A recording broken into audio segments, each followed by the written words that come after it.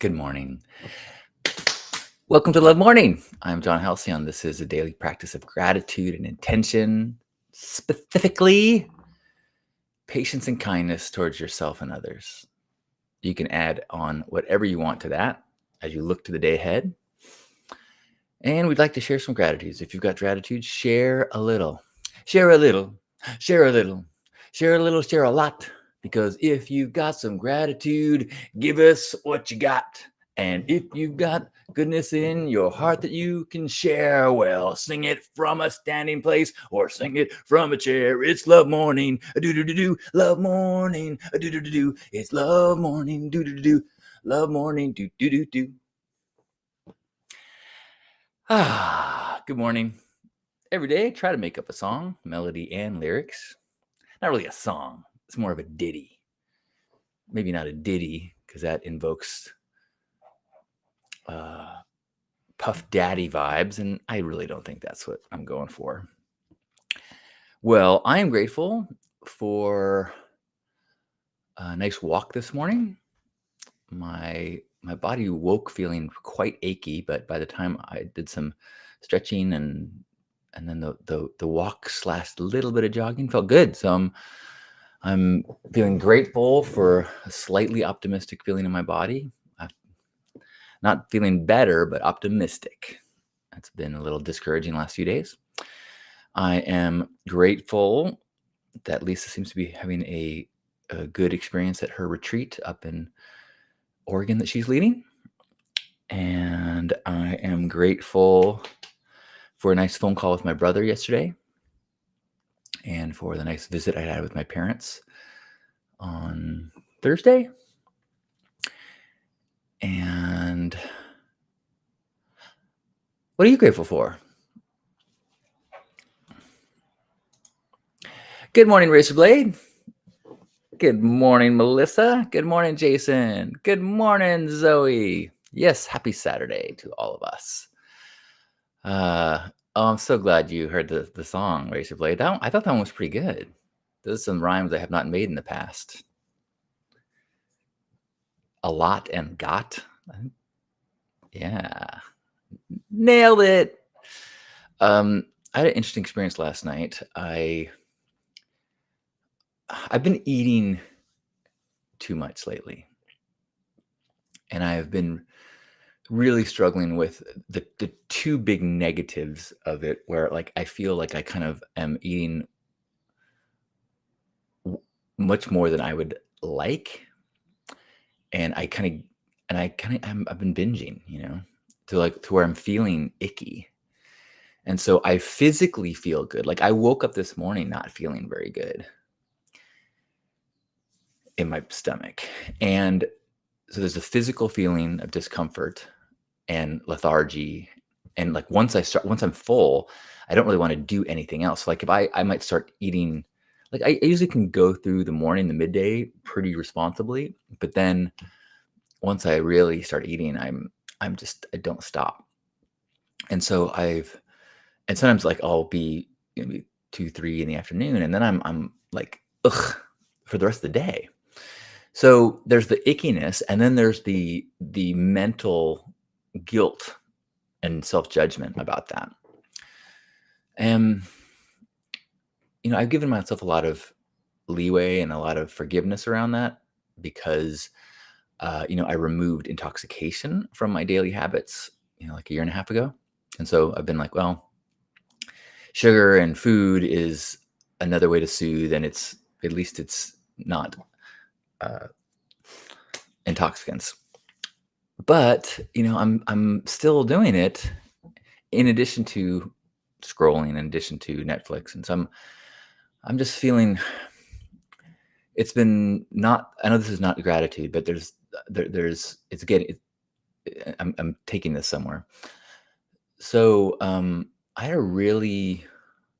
I'm here home alone, and Lisa's gone, and she, when we were in Oregon, she said, "Look, I've been enjoying that each night we end the night with cuddling on the couch and watching shows, but I don't want to do that anymore.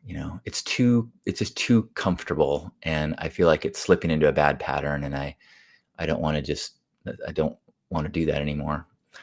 And, um, and it really made me realize like, oh, like she's joining me in my patterns of, you know, soothing. Um, and so and I'm thinking about, so what would I do without that? And if she's not here and I'm like ending my day sitting on the couch and watching TV and or scroll or shows. And I was getting kind of like a little spiraling out a bit. And I'm kind of thinking, like I have free time, and I don't have anything I want to do. And what a gift that is. And yet it's kind of unfortunate. Like I'm looking at the clock going, is it early enough that I can go to bed? Like I'm not tired yet, but I just like to go to bed. There's nothing I want to watch on TV anymore either. I've watched so much. I like subscribe to everything, and I'm like, oh God, like this is not the life that I specked out. Like I think my life was far more interesting and adventurous when I was actively in addiction. Um, Partially as a side note, like I realized that like I enjoy crowds and so big social events if I'm buzzed, but not so much. I like small gatherings and dinner parties and stuff, but I don't have like a network of those types of things. I need to make those happen, which I'm not doing. Okay, I'm kind of getting off track. So anyway, I wake up at like 4 in the morning and I'm stewing on these thoughts about like there's nothing I want to do. And so I'm just like watching TV and waiting until it's time to go to bed. Like that's kind of like, oh no. And so the thought that I'm like, okay, so what if I look like I probably have maybe 10 more years where if I work hard, my body could be still like physically strong, you know. It's already to the point where I'm like, ooh, like like I couldn't do the kind of traveling I could 10 years ago. No way. Maybe not even 5 years ago. Like I couldn't backpack somewhere. No way. I couldn't walk great distances. I mean, luckily I have the resources now that I can hire cabs and, tip people to carry my bags up to my room and that kind of stuff. But I so I'm like, okay, so I'm gonna like what are the things that I really like to do? Or not even that, not that I like to do. What do I want to do before I die? I'm finally at an age where like that actually is a legitimate question. Someday, especially because I only have so many years of like of being mobile and active. Like my parents are pretty active. Like they travel a lot, but they do tours and stuff when they travel. Um, and so like what if I said to myself, I've got 10 years. Would that change the way that I spend my days? Would I spend as much time in front of the television? If I had 10 years. So I need to figure out that. So my new plan, this is my gratitude is for this new plan because I think it feels better. We'll see how it goes. But if I say I've got 10 years to live, what are the things that I want to do and then time them out? Like, okay, well, that means if I'm going to do like an Antarctica cruise, it's got to be, let's say it's 5 years from now. Okay. If I'm going to write this book, it's got to happen like in the next 2.5 years. Okay. All right. So then, and maybe giving myself some pressure and some timelines that maybe, and if let's say there's 10 countries that I want to do, okay, it's got to happen in this time. So, and trying to figure out like what goes on the list, maybe what comes off the list, what are things that I'm doing now that maybe I stopped doing. One of those things is like, I think I'm going to I have a laptop that don't I only use for certain things. I'm thinking I might just have one laptop that only has like word processing on it and maybe a couple other things, but no social media, no internet connection basically, or like minimal internet stuff on that laptop so that I get in the habit of writing more and not going to a browser or checking Instagram and things like that. So I don't know. I mean, I'm this combination that gratitude is like a light of hope and plan within some pretty um, struggling thoughts that I've been dealing with lately. I have these moments of inspiration. You know, like I have like 3 cups of coffee, and I'm like, all right, yes, I'm gonna do so much, or I get a cool idea, and then the next few days, I'm like, man, I do this all the time. I've got pages and pages of ideas, but do I sit down each day? Or like I had one of my ideas. I'm like, okay, I'm going to go through all my Facebook, no, excuse me, my Burning Man tips and tricks videos and make them into like TikToks. Put them into clips so they can go on TikTok. And I sit down with it, and I even like try to use an AI program. And I'm just like, it just doesn't go as smoothly as I thought it was going to. And I'm like, this, I don't know.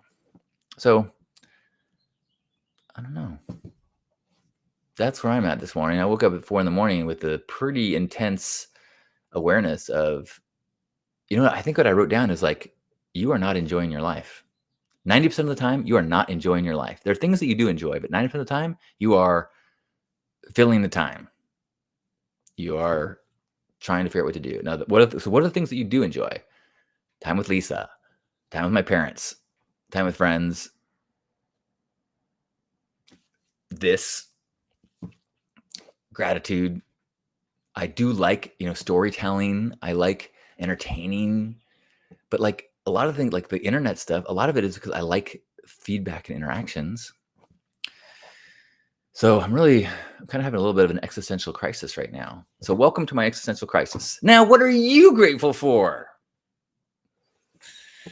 I am grateful for my friends at Evo Village in San Diego. They're having a festival, a family-friendly festival this weekend with workshops and things that I wasn't planning on going to. It just seemed like a lot of effort, but I think I'm gonna go for a day today and just support them. Trying to figure out how motivated I want to be, or how. Yeah, I think I just need to start doing stuff. It's too easy for me to get stuck in the house. I'm grateful for a new. I got a new filing cabinet. How? Oh my gosh! Who am I? I got a new filing cabinet today because I am trying to organize my garage and house, because I'm trying to make my place more organized and neat and more accessible, and make more space for Lisa and her stuff.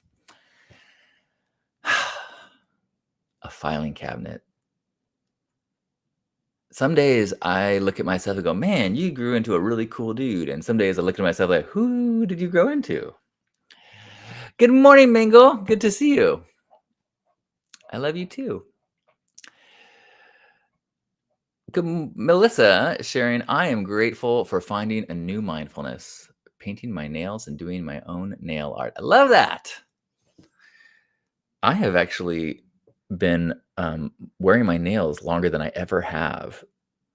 I have been a nail biter most of my life, and I found about probably 10 years ago that if I keep them really short and clip and file them, keep them really short, I don't bite them. It's when they start to get long, I can't stop touching them when they get long, and then I eventually start biting them. So, but the last like month, I've just been feeling them all the time, but not cutting them. Well, I cut them occasionally, but I file them. But look, there's even white on the ends of them. Can you see that? Look at that. They're gorgeous. I'm grateful for my healthy nails. Thanks, Melissa. Razor Blade is grateful for warm, sunny days and freezing winter nights. Crazy contrast here. It's getting warm here in San Diego. Although, boy, am I grateful for what I consider to be warm. Talking to people who are in gratitude, and maybe you have the experience where you are, people in New Mexico and Texas, and even Redlands in San Diego. Redlands, where I went to college. With temperatures over 100 degrees, and I'm sitting here, and like my friend Redlands, he's like, "Oh, I've got my AC to 78, so it's nice and cool in here." I'm like, "What?" Like, it's like 72. I think my AC is set to 72 and the AC hasn't gone on yet this year. Like, oh my God. Like, I am so lucky. I am so lucky. I am so blessed. Here I am bad mouthing San Diego, and it's so nice. Thank you, Melissa. Maybe, if I cruise by, maybe you can give me something pretty. I've occasionally things will pop up on my, social media feed, and I'll see some of the things that people are doing with nail art, and some of them are so cool, some of them are so gross. But bravo! I don't understand how you could have dangly clicking things. Like I can barely stop touching my fingernails when they're just this. I can't imagine having like rings and textures, and that would be insane. So bravo to the nail artists. Anyone else want to share any gratitude that they've got? I'm grateful to my friend Steven, who, while I was in Oregon, replaced a broken AC that has been broken since I bought this place. In the second bedroom, there was an AC in the wall that had never worked. And so he helped me to replace it. So now when Lisa comes home, her office will have AC in it. See? I'm a good man. I can be. Hello, John. I'm doing well. I mean, all things considered, most things I'm doing great. Outside of the existential crisis and not knowing what to do with myself. Rage Blood says, I'm grateful this full moon is not triggering my mood. Oh, is that something that you normally experience? I had this really interesting conversation when I was in Oregon with a woman, a group of people. One of the women, she is so dialed into sensitivity, and she has experiences where like she's way more woo-woo out there than I am. But in terms of, she gets messages and downloads and sensations, and she went to Peru and had this like ceremony that just like unlocks stuff, and so now she gets like almost like psychedelic experiences, sober, and messages, and I was like, whoa. But through the conversation, we were talking about, like, I became really aware of how my sensitivity, especially to like physical sensations, is, and like feelings, is minimal. Like, I really need like a heavy feeling to even notice it. Like, so I know a lot of people that are into like cacao ceremonies, like, oh, cacao, it's like a heart opener, or like, oh, I get so buzzed on cacao. I had 2 cups, like I'm just wired. And I'm like, what? Like, I drink like 2 strong cups of coffee and I'm like, okay, I can feel that. I do not feel cacao at all. If I do drugs, I usually do more than everybody else. Like, I have a tolerance. Like, and somebody said, because I did ketamine for many years, and they said, well, ketamine to me was like a sledgehammer, just like wham, and I was like, oh, maybe that explains it. Maybe like I just, I've always had a high tolerance. And with ketamine, I was able to just like wham my consciousness with a sledgehammer. And after doing that for 10 years, like, I'm numb. It's like, like people who use strong vibrators on their genitals, after a while, like they can't climax with anything else. They don't feel it. And like, oh, maybe my system has been so desensitized by sledgehammering my consciousness so much that I just don't feel as the way that, I potentially could. Or I don't even know if it's possible to, at this point, like, can I regain that? Or is there so much calluses around my third eye that I just need to just live with what I got? I don't know.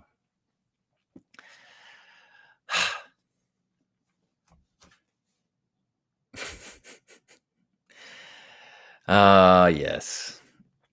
I was having this thought this morning that,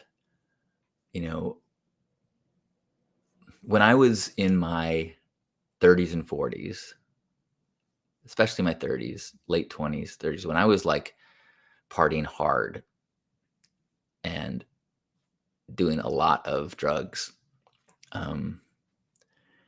Like I was like, look, I this can't be great for my body, but I don't plan to live to be old. So I'm consciously choosing, I am consciously saying, I'm going to play my cards now and sacrifice being old. Like they're like, some people, especially if you have kids, you got to like keep yourself healthy and floss and try to, because you want to be alive as long as possible because you want to be there to support your kids and watch them grow up. But I don't have that, especially didn't then. So as I was walking this morning, feeling the achiness in my body and recognizing like how much more beat up my body is than like my brother's, some of it is because I'm not as disciplined. That's probably a lot of it. But it occurred to me this morning that in addition to my lack of discipline compared to some people who are exercise consistently and often, is this decades of abuse of my body. And that maybe the chickens have come home to roost, or whatever the saying is.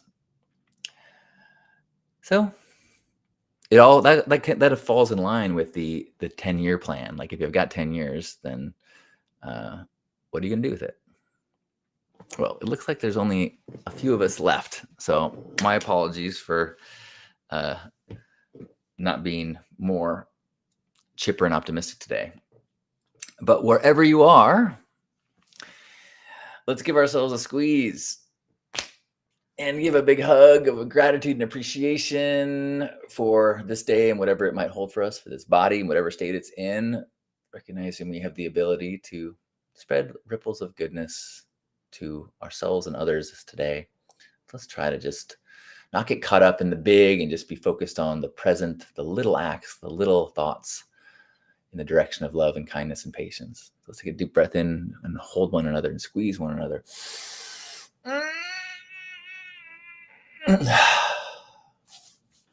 On behalf of Grandpa Caleb and all of us, thanks for being here this morning. I love you. Happy Saturday.